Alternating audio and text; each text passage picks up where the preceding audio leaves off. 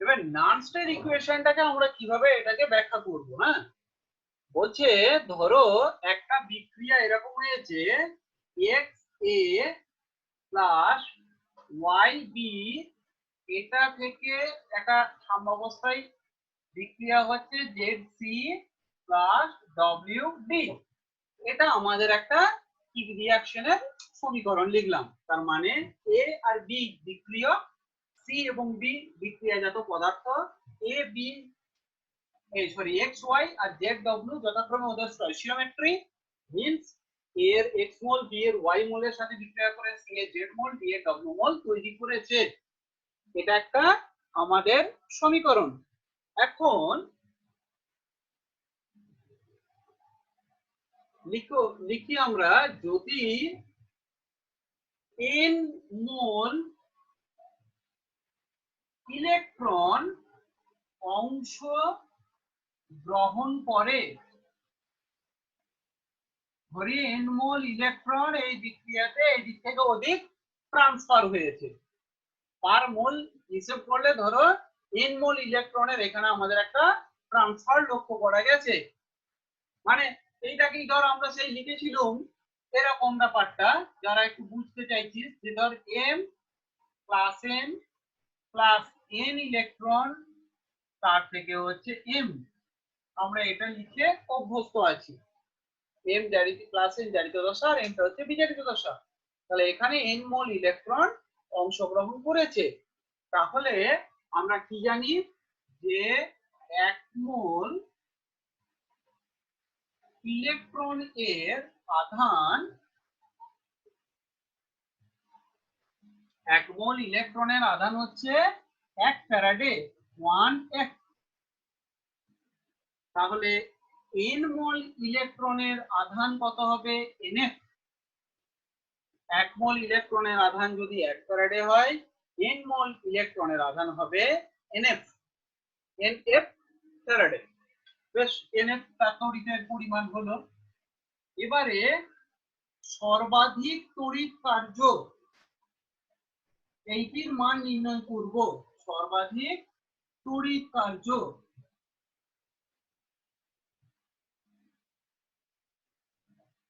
সর্বাধিক আমরা তড়িৎ কার্য ম্যাক্সিমাম ইলেকট্রনিক ওয়ার্ক ডান কি জিনিসটা, যদি এই n মোল ইলেকট্রন ই পোটেনশিয়াল ডিফারেন্সে এদিক থেকে ওদিকে যায়, ই বিভব পার্থক্য, কোষটা বিভব পার্থক্য ই, এটা বিরুদ্ধে n মোল ইলেকট্রন একদিক থেকে অন্যদিকে পরিবাহিত হয়েছে, তাহলে সর্বাধিক তড়িৎ কার্যের মান হয় n f e।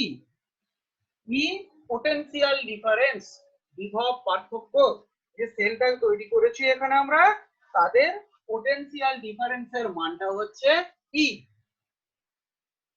তাপগতিবিদ্যার নিয়মে according to thermodynamics, delta G equals two N F ই, মুক্ত শক্তির পরিবর্তন সর্বাধিক তড়িৎ কার্যের সঙ্গে সমান। আমরা কি লিখবো? মুক্ত শক্তির পরিবর্তন সর্বাধিক তড়িৎ কার্যের সঙ্গে সমান, ডেল্টা জি সমান হচ্ছে আমার এক্ষেত্রে এন এফ ই। এটা দেখলাম। এবারে কম, এটা হ্রাস পায় কোন স্বতঃস্ফূর্ত রিঅ্যাকশনে না বৃদ্ধি পায় কোন স্বতঃস্ফূর্ত রিঅ্যাকশনে, এটা প্রেডিক্ট করে কে? তাপগতিবিদ্যা বা থার্মোডাইনামিক্স। এই থার্মোডাইনামিক্সে মুক্ত শক্তির পরিবর্তন সর্বাধিক তড়িৎ কার্যের সঙ্গে সমান। বুঝা গেছে? মুক্ত শক্তির পরিবর্তন সর্বাধিক তড়িৎ কার্যের সঙ্গে সমান হবে। এখন কোন বিক্রিয়ার আমরা যদি তাপগতিবিদ্যার সমীকরণটা দেখি, সেটা হচ্ছে ডেল্টা জি সমান ডেল্টা জি জিরো, বোঝা গেছে? ডেল্টা জি সমান delta G zero minus RT ln K equilibrium. Delta G সমান delta G zero minus RT K equilibrium, excuse me, plus delta G সমান delta G zero plus RT ln K equilibrium. K ইকুইলিব্রিয়ামটা কি জিনিস? তাহলে আমরা বা লিখবো বা ডেল্টা জি অর্থাৎ মুক্ত শক্তির পরিবর্তন সমান ডেল্টা জি জিরো প্রমাণ মুক্ত শক্তির পরিবর্তন plus RT T kelvin temperature. সমীকরণটাই কি ছিল? ডান দিকে ছিল সি আর ডি, তাহলে C to the power concentration of C to the power Z into concentration of D to the power W by concentration of K to the power X into concentration of D to the power Y. মনে রাখতে হবে আমরা activity আর মোলারিটিকে সমান ধরেছি। মনে রাখবো কি? আমরা অ্যাক্টিভিটি আর মোলারিটিকে সমান ধরেছি এক্ষেত্রে, সেম। এবারে আচ্ছা বলো তো দেখি, স্বতঃস্ফূর্ত ক্রিয়া হলে মুক্ত শক্তির পরিবর্তনটা কি হয়? কোন স্বতঃস্ফূর্ত ক্রিয়ায় মুক্ত নেগেটিভ হয়। নেগেটিভ হয়। তাহলে কোষটি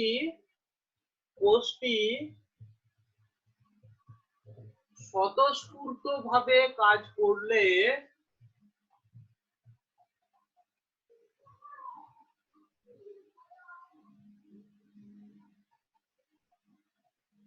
ডেল্টা জি সমান হচ্ছে নেগেটিভ, অতএব ডেল্টা জি সমান মাইনাস এন এফ ই। একটা স্টেপ জাম্প করলাম, আমাকে লিখতে হতো মাইনাস ডেল্টা জি সমান এন এফ ই, তার জায়গায় আমি এটা ডাইরেক্ট ওইদিকে নিয়ে গেলাম। বা যদি প্রমাণ দশা হয় তাহলে ডেল্টা জি জিরো সমান minus N F E zero. Standard দশা হলে ডেল্টা জি জিরো সমান minus N F E zero. আর নন স্ট্যান্ডার্ড কেসের ক্ষেত্রে, সাধারণ একটা কেসের ক্ষেত্রে স্বতঃস্ফূর্ত যদি ঘটে তাহলে ডেল্টা জি সমান মাইনাস এন এফ ই। আমরা ওটাকে এই সমীকরণটাতে বসিয়ে দেবো, জাস্ট এই সমীকরণে প্লেস করবো ওটাকে।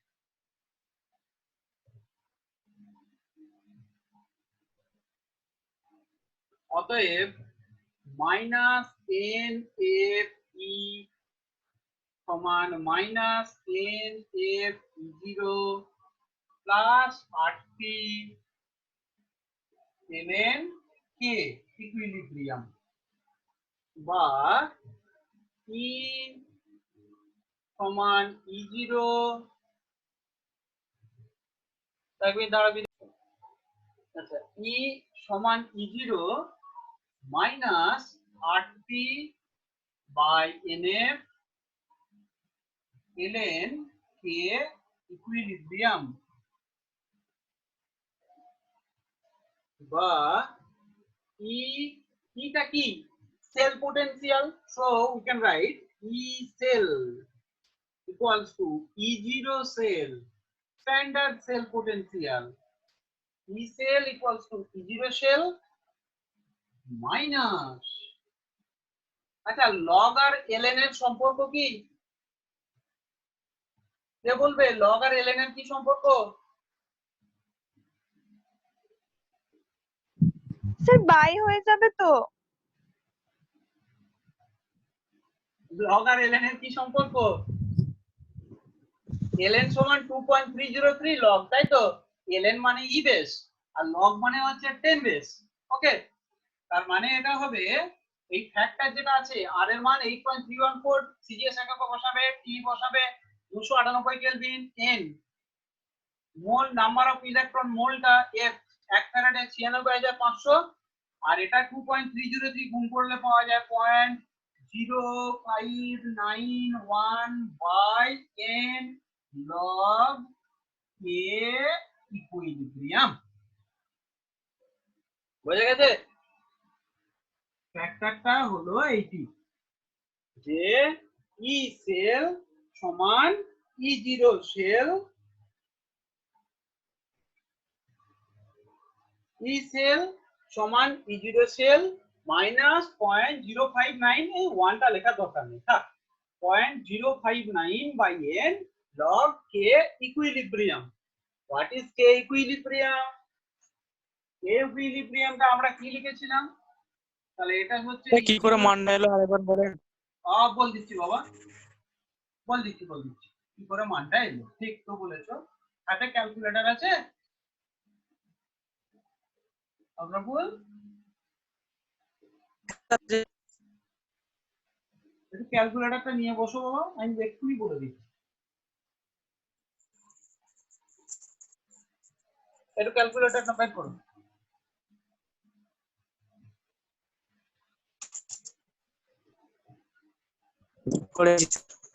করেছো তো? নাও তাহলে কি কি করেছি এখানে। আর এর মান হচ্ছে 8.314 জুল, টি 298 কেলভিন, এফ 96,500 কুলম্ব। এলএন আর লগ এর সম্পর্কটা হচ্ছে ln ইকুয়ালস টু 2.303 লগ, তাহলে 2.303 করে ফ্যাক্টরটা আসবে দেখবে 0.0591। আরো আছে 0.9177 কিছু একটা আছে, তাহলে 0.059 by n, n for number of moles of electron or number of electron included here, number of electron included।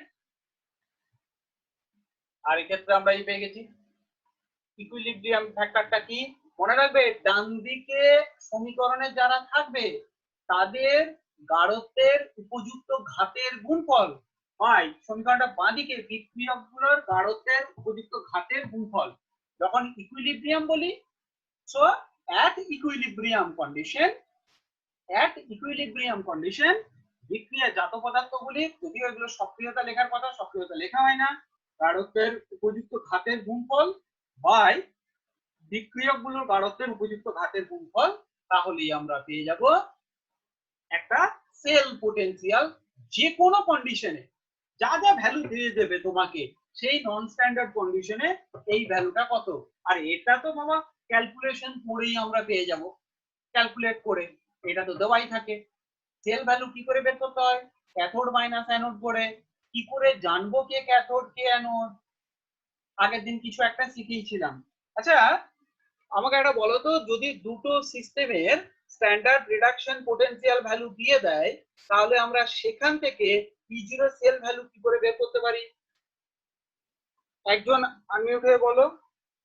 দুটো সিস্টেমে স্ট্যান্ডার্ড রিডাকশন পোটেনশিয়াল ভ্যালু যদি দিয়ে দেয়, সেখান থেকে আমরা কিভাবে প্রেডিক্ট করতে পারবো কে ক্যাথোড কে অ্যানোড? আগের দিন আমরা একটা ক্লাস করেছি এটা, না আনসারটা একটু চাই।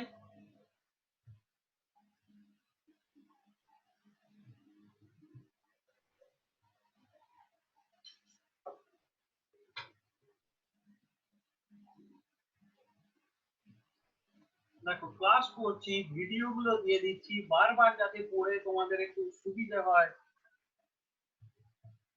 তবু তোরা পড়ছিস না।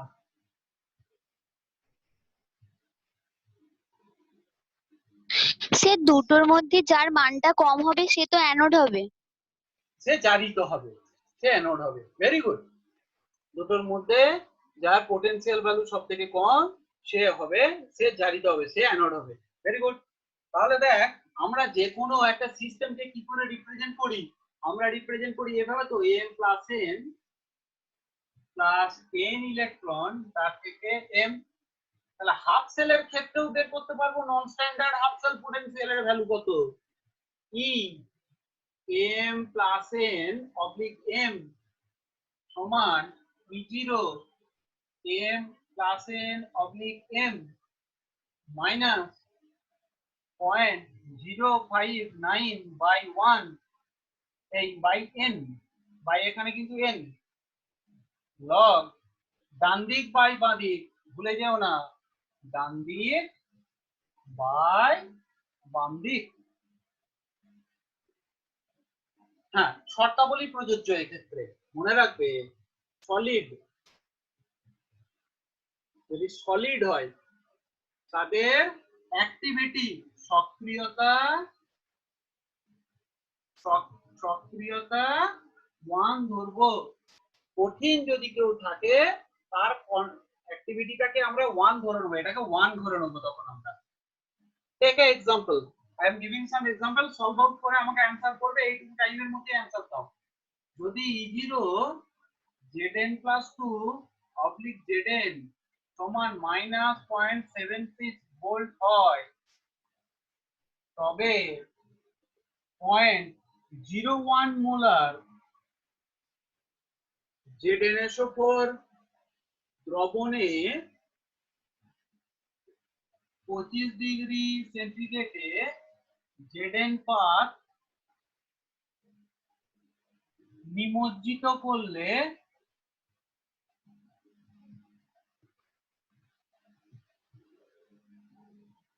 E0 sorry E Zn plus 2 Zn কত কে বলবে আনসারটা করো, করে আমাকে শেয়ার করো। প্রত্যেকেই করো, চেষ্টা করো, এটাকে ভাবো। ভাববে কি যা খুশি হোক জারণ বা বিজারণ, we have to represent it in reduction potential ফর্মুলাতে। আমাদেরকে রিডাকশন আকারে রিপ্রেজেন্ট করতে হবে অ্যাকর্ডিং টু আইপিএসসি।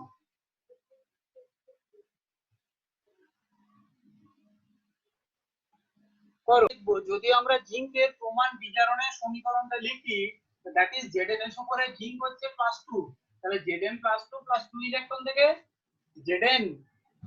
নাও সমীকরণটা কি হচ্ছে, E Zn +2 oblique Zn equals to E0 Zn +2 oblique Zn minus 0.059 by n, n এর মান এখানে 2 by 2 log concentration of Zn by concentration of Zn +2।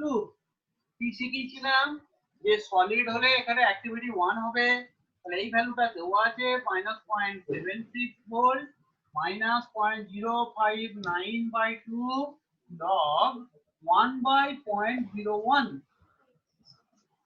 1 by 0.01 মানে 10 to the power কত, 10 to the power -2, তাই তো? তাহলে উপরে চলে যাবে ওটা 100, ওটা log 100 10 to the power 2। তাহলে পরে আমাকে রেজাল্টটা বলো, বলো কত রেজাল্ট হবে। তোমরা প্রত্যেকেই ক্যালকুলেটর ইউজ করো, আমাকে শুধু এইটুকু ফ্যাক্টর বলো, এই ফ্যাক্টরটা এই দিকেরটা বলো।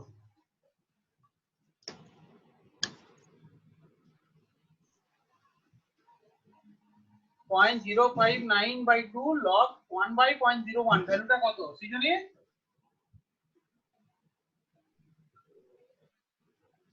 স্যার 0.059। এই ভ্যালুটা হ্যাঁ 0.059 প্লাস মাইনাস কি মাইনাস মাইনাস তো মানে এটা মাইনাস দিয়া তো হ্যাঁ হ্যালো না তো হ্যাঁ, তাহলে মাইনাস মাইনাস প্লাস হয়ে যাবে তো। হ্যাঁ 0.701 ভেরি। আমি সেটা বলছি না, ডান দিকটা চেয়েছি, শুধু এইটুকু অংশ, পুরো আনসারটা না, শুধু এইটুকু পার্টটা কত আসছে।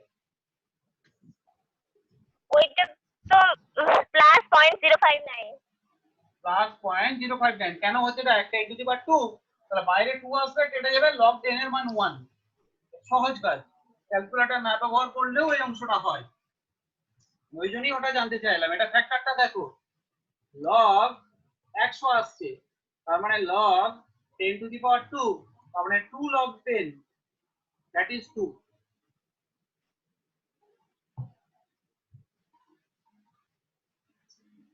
তাহলে এই ভ্যালুটা হচ্ছে -0.7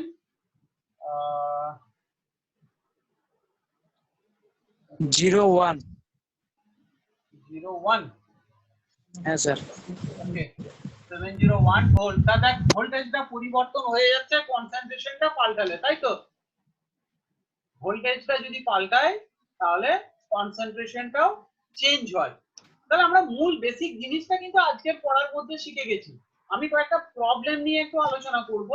প্রত্যেকে যদি বই থাকে ম্যাথমেটিক্সের ওই জায়গার পাতাটা একটু খুলে বসতে হবে প্রত্যেককে, যাদের যাদের হাতের কাছে বই আছে সকলে বইটা একটু বের করো। একবার দাঁড়ান।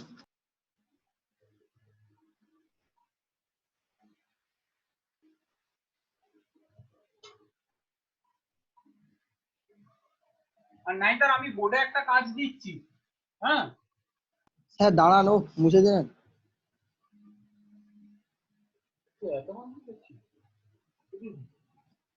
চুপ ছিল মি স্যার। ওকে ওকে ওকে, আমি দাঁড়ান ভাবে কি যে তুই বই বের করতে দেরি আছে বলে।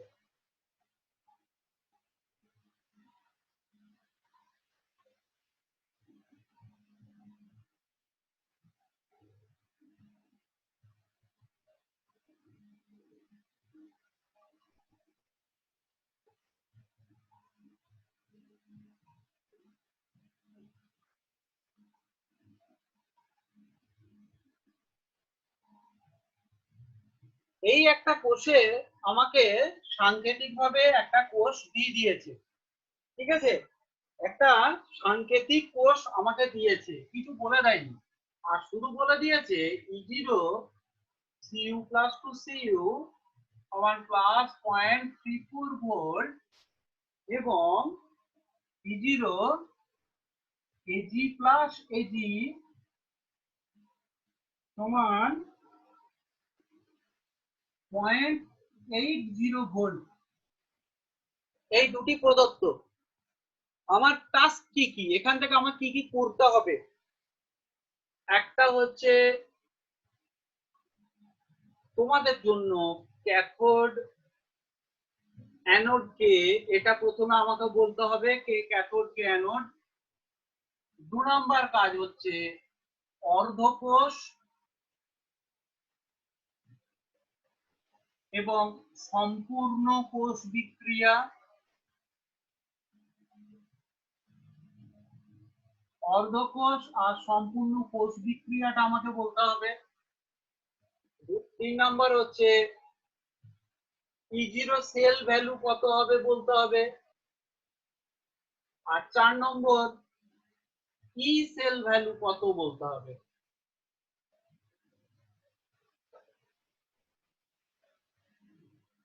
এই টাইপের কিছু কাজ শিখে গেলেই আমাদের কিন্তু হয়ে যাবে, পুরো সিস্টেমটা রেডি।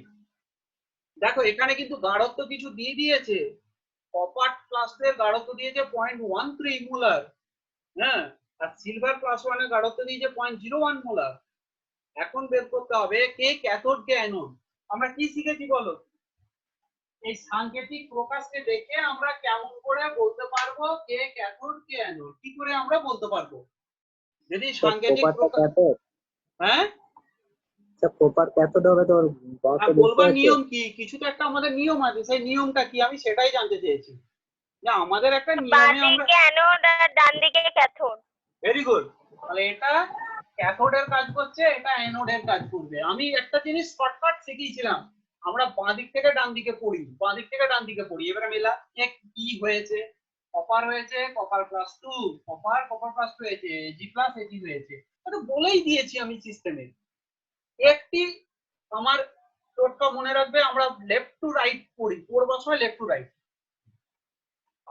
এখানে বোঝা যাচ্ছে কে কি হয়ে গেছে।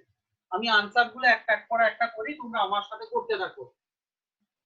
তাহলে অ্যানোড ক্যাথোডের অ্যান্সারটা পেয়ে গেলে, কপারটা অ্যানোড, সিলভারটা ক্যাথোড। আর একটা কোথা থেকে বলবো, আরো কিছু আমরা জানি, তড়িৎ রাসায়নিক শ্রেণীটা মুখস্থ করতে বলেছিলাম, একটা কিছু শিখিয়ে দিয়েছিলাম, হয়েছে মুখস্থ তোমাদের? হ্যাঁ, ব্যাস, তড়িৎ রাসায়নিক শ্রেণী যে নিচে আছে সে ক্যাথোড, যে উপরে থাকবে সে অ্যানোড, তাই তো? এবার আমি প্রেডিক্ট করি, আমাকে হাফ সেল রিঅ্যাকশন লিখতে হবে ফার্স্টে, এখান থেকে, নাহলে আমি ফুল সেল রিঅ্যাকশন পাবো কোথা থেকে? Let's half cell reaction, cathode reaction বা বিজারণ বিক্রিয়াটা কি? তাহলে আমরা লিখি এখানে বিজারণ বিক্রিয়া, বিজারণ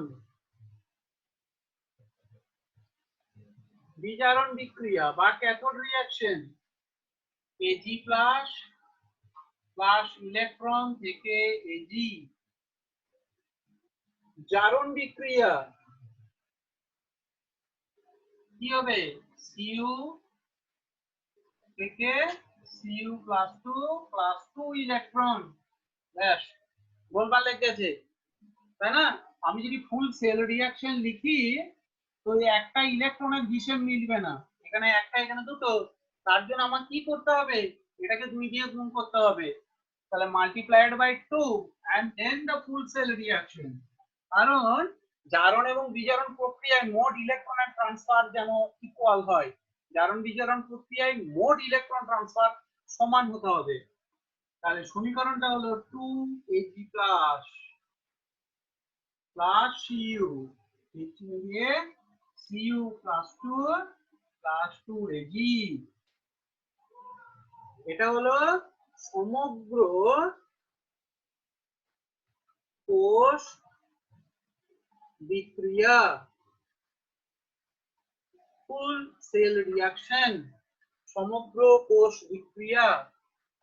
এখন E0 সেল কি বের করবার নিয়ম? এই ডান দিকেরটা মাইনাস বাঁ দিকেরটা, ব্যাস simple. 0.80 volt minus 0.34 volt equals to 0.46 volt. E0 sale value point, আমি কিছু ভুল লিখেছি, ও এটা 36 করে দিয়েছি না 34, 0.80 তো 0.80। তাহলে এখানে ভ্যালুটা হচ্ছে, হ্যাঁ ঠিকই আছে 0.46 ভোল্ট। ঠিকই করেছি, এটা ভুল কিছু করিনি, 0.46 ভোল্ট। ওকে, তাহলে একটা কেস আমার বেরোলো। এবারে এই সমীকরণটা নান্স সমীকরণটা লিখবো। এই নান্সটার সমীকরণ লিখতে গেলে ফুল সেল রিঅ্যাকশনটা আমাদের প্রয়োজন নান্স সমীকরণটা লিখতে গেলে।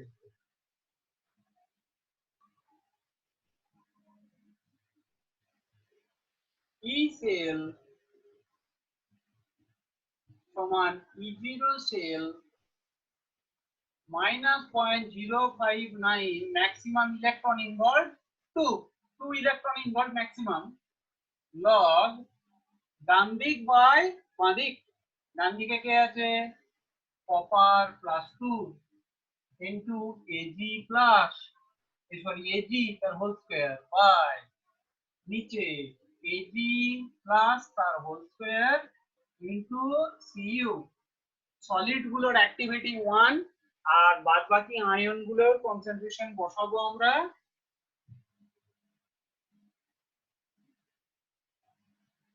প্লাস 0.46 ভোল্ট মাইনাস 0.059/2 লগ কপারের ভ্যালু হচ্ছে 0.13 সিলভারের ভ্যালু 0.01 তার হোল স্কয়ার। নাও রেজাল্ট একটু ক্যালকুলেট করো। এখন রেজাল্টটা একটু ক্যালকুলেট করো কি আসছে দেখো, পার্ট পার্ট করে শোনো। পরীক্ষায় সবসময় পার্ট বাই পার্ট রেজাল্ট করবে, এটা লিখবে, এই পুরোটা করে লিখবে, দিয়ে তারপরে টোটালটা করবে। পার্ট মার্কিং আছে।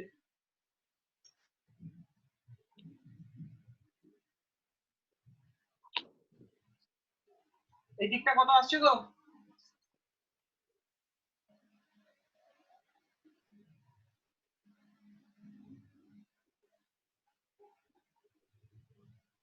বলছো না একটু এই দিকটা ভ্যালুটা কত দেখো।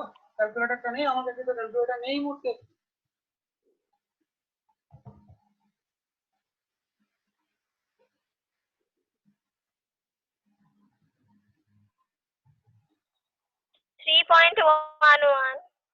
এই দিকটা না পুরোটা? না ওইদিকে পুরো ওই লগটা শুধু শুধু লগের পর থেকেটা। এই এই অংশটা তাই তো? না ওই তার ওই শুধু লগের ওইটা। আর এইটা সমেত করলে কত হচ্ছে এটাকে? এই 0.059/2 দিয়ে গুণ করে 40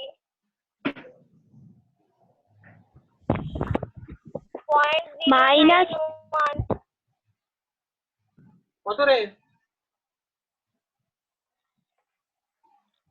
মাইনাস 0.91 মাইনাস 0.91 মাইনাস 0 হাজার মাইনাস মাইনাস প্লাস হয়ে যাবে তো। ভেতরটা যদি মাইনাস আসে, না ওটা প্লাস এসছে তো। তাহলে এটা মাইনাস। হ্যাঁ স্যার প্লাস এসেছে, মাইনাস আসেনি তো। ওকে, তারপরে ফাইনাল রেজাল্টটা বল কত আসছে।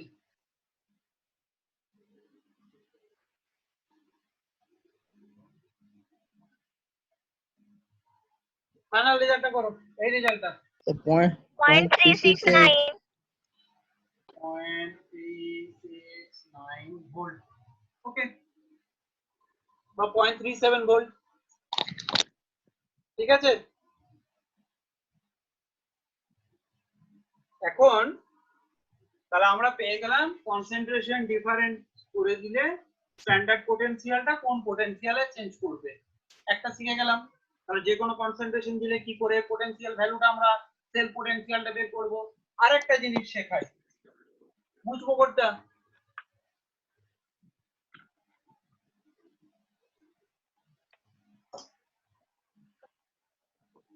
এইখানটাই লক্ষ্য করো, তোমাদেরকে একটা কোয়েশ্চেন আমি শেয়ার করি, একটু মন দিয়ে শুনবে।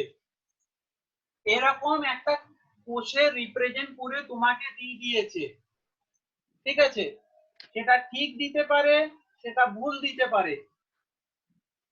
তোমাকে বলতে হবে কোষটা স্বতঃস্ফূর্তভাবে আদেও কাজ করবে কিনা, ওই সেলটা স্বতঃস্ফূর্তভাবে স্পন্টেনিয়াসলি ওখান থেকে আমরা ইলেকট্রিসিটি পাবো কিনা।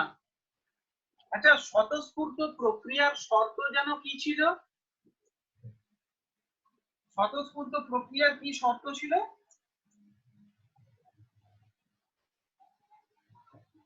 ডেল্টা জিটা নেগেটিভ। Very good. তাহলে যদি আমাদের স্পন্টেনিয়াসলি ইলেকট্রন পেতে হয়, তাহলে স্বতঃস্ফূর্ত হলে delta G to be negative. আমরা জানি delta G equals to minus n F E, বা ডেল্টা জি জিরো সমান minus n F E zero, or delta G zero equals to minus NF E zero. Now এই ভ্যালুটাকে আমাকে নেগেটিভ আসতে হবে, যেভাবেই হোক ডেল্টা জি জিরো বা ডেল্টা জি এর ভ্যালুটাকে আমাকে নেগেটিভ আসতে হবে, তবে কোষটা স্বতঃস্ফূর্ত। তাহলে n নাম্বার অফ ইলেকট্রন এবং f নেগেটিভ হতে পারে না। তড়িতের পরিমাণ আর number of electron can't be negative. যদি E0 sell equals to positive হয়, তবেই ডেল্টা জি নেগেটিভ হবে। তাই তো পাচ্ছি আমরা, E0 সেল যদি নেগেটিভ হয় তবে ডেল্টা জি জিরোটা নেগেটিভ হবে। তাহলে স্বতঃস্ফূর্ত হবার শর্ত কি? স্বতঃস্ফূর্ত হতে গেলে E0 sell equal to positive হতে হবে, বা delta G equal to negative হতে হবে। তোমাদেরকে কোনো একটা যা খুশি সেল দিয়ে বললো দেখো তো সেলটা কাজ করবে কিনা, তুমি কি করবে? যে হিসেবে দিয়েছে তুই চোখে দেখতে পাচ্ছিস ভুল লেখা আছে, এটা এইদিকে আছে ওটা ওইদিকে আছে, তুই ওই হিসেব করেই পোটেনশিয়ালটা বের করে দিবি, দিয়ে দেখিয়ে দিবি যে যদি নেগেটিভ আছে সো কাজ করবে না। মানে এটা বুঝে গেছে? আমি এর পরেরটাই একটু পরে দিচ্ছি, টাইম আউট হয়ে গেছে, নতুন করে আয়।